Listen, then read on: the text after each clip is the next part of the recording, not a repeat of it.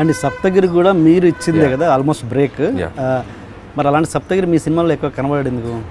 అది వాడు పాపం ఈ సినిమాకు ముందు కూడా ఫోన్ చేశాడు, అంటే కుదరలేదు. వాడేంటంటే ఫోన్ చేసి అరే అనిలు నాకు నువ్వు 1 సీను 2 సీన్లు అయితే నేను చేయను రా, అక్కడే ఆఫ్ నేను.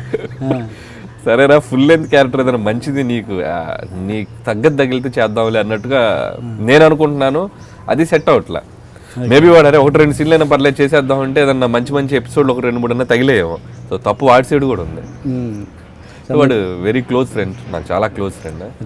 అనుకున్న ఫ్రెండ్స్ చాలా అసిస్టెంట్ డైరెక్టర్గా ఉన్నప్పుడు అదే కందిరిగా అనే సినిమాలో తను యాడికి పోయేదని ఒక ట్రాక్ చేశాడు. యాక్చువల్గా అది నా కోసం రాసుకున్న ఆ సీను. సో నేను కందిరిగా వాసు గారికి చెప్పి ఇది ఎక్స్టెన్షన్ అనమాట, సీన్ ఎక్స్టెన్షన్. సార్ నేను చేస్తానండి సరదాగా అన్నాను.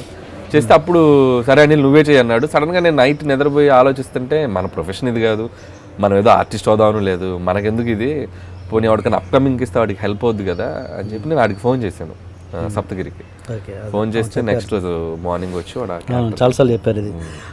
అండ్ అంటే ఓకే, బాగా ఇలిటరేట్ పక్కన పెడితే బాగా ఉండి చాలా బాగా ట్యూన్ అయిన ఆర్టిస్ట్ వాళ్ళకి మీ సినిమాలలో అవకాశం ఇవ్వలేని పరిస్థితి ఇప్పటి వరకు.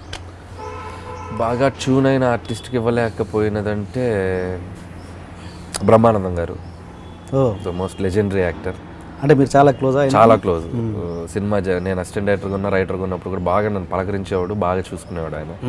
సో అన్లక్కీగా నేను చేయలేకపోయా, ఎంతో కుదరలా.